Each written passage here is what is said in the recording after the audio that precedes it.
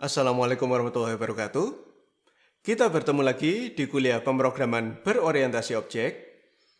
Di video yang ketiga ini masih tentang kelas dan objek. Kita akan bahas tentang method secara lebih mendalam. Mari kita ikuti saja penjelasannya.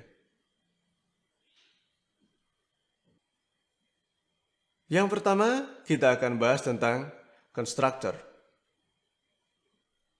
Apa itu constructor?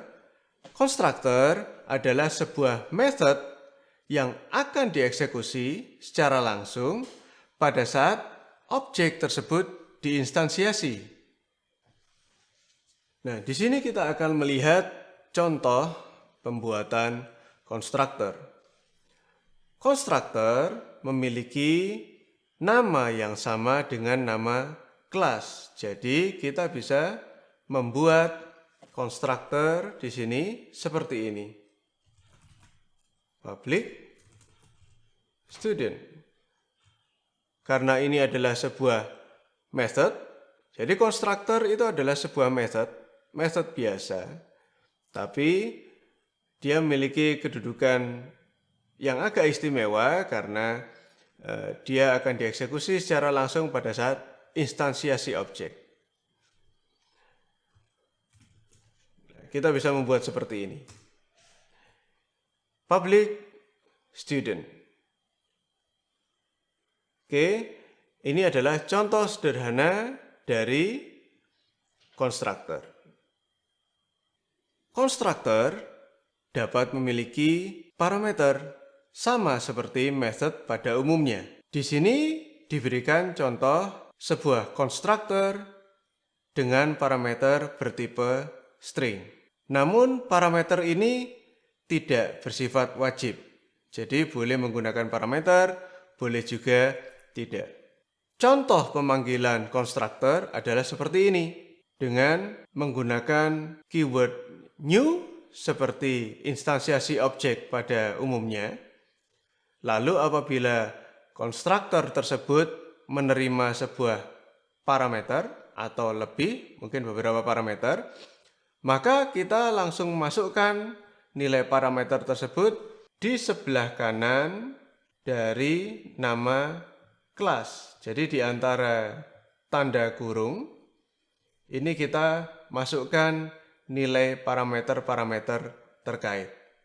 Nah, yang perlu kita pahami adalah penulisan konstruktor itu tidak wajib. Jadi ketika kita membuat sebuah kelas, apabila kita tidak membuat konstruktor untuk kelas tersebut, maka Java akan menyediakan konstruktor default untuk kelas tersebut. Nah, bentuk dari konstruktor default ini adalah konstruktor tanpa parameter. Konstruktor dapat dibuat lebih dari satu untuk satu buah kelas. Jadi kita bisa membuat banyak konstruktor untuk kelas tersebut. Tapi syaratnya adalah tipe data dari parameter-parameternya harus berbeda. Contoh di sini, untuk kelas student di sini dibuat dua buah konstruktor. Konstruktor yang pertama, ini parameternya bertipe integer, sedangkan konstruktor yang kedua parameternya bertipe string. Hal yang seperti ini sama seperti overloading pada fungsi atau method pada umumnya. Berikutnya yang akan kita bahas adalah tentang getter dan setter. Jadi, seperti sudah dibahas pada video sebelumnya, idealnya properti itu private. Lalu bagaimana apabila ada objek lain yang membutuhkan akses terhadap properti tersebut, misalnya membaca atau mungkin merubah nilainya? Bagaimana caranya? Jawabannya adalah dengan menggunakan getter dan setter. Getter adalah sebuah sebutan terhadap fungsi yang berguna untuk melakukan pembacaan terhadap nilai sebuah properti. Contoh di sini, kita akan membuat properti, misalnya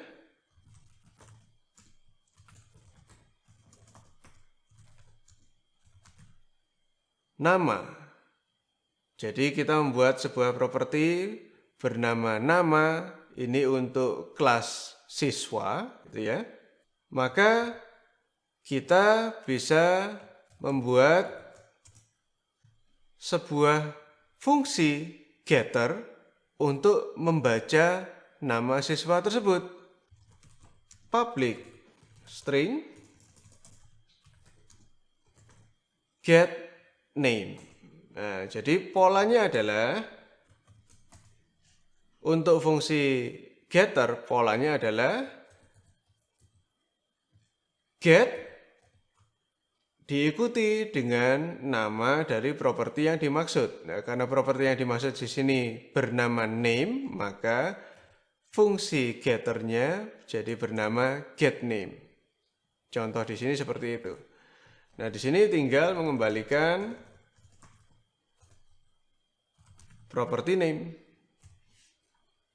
Nah, dengan cara seperti ini, objek lain yang membutuhkan untuk membaca nilai dari properti name bisa menggunakan method getName untuk membaca nilai properti tersebut.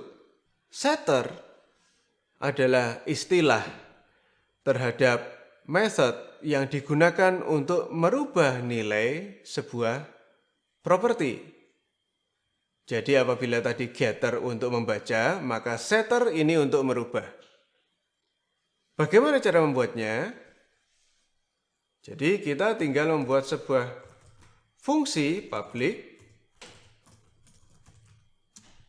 void set diikuti dengan nama dari properti yang akan diakses. Contohnya di sini name, sehingga nama dari method setter ini menjadi setName.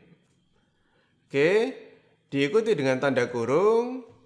Nah, tentunya untuk merubah isi dari properti name di sini, kita perlu sebuah parameter yang menjadi masukan. Jadi di sini ada parameter bertipe string. Saya beri nama name juga di sini. Nah, kemudian di dalam method setName tersebut kita bisa merubah property name seperti ini. This.name sama dengan name. Nah, ini adalah contoh fungsi atau method setter. Oke, demikian video singkat kali ini. Semoga bisa mencerahkan. Sampai bertemu di video-video berikutnya. Wassalamualaikum warahmatullahi wabarakatuh.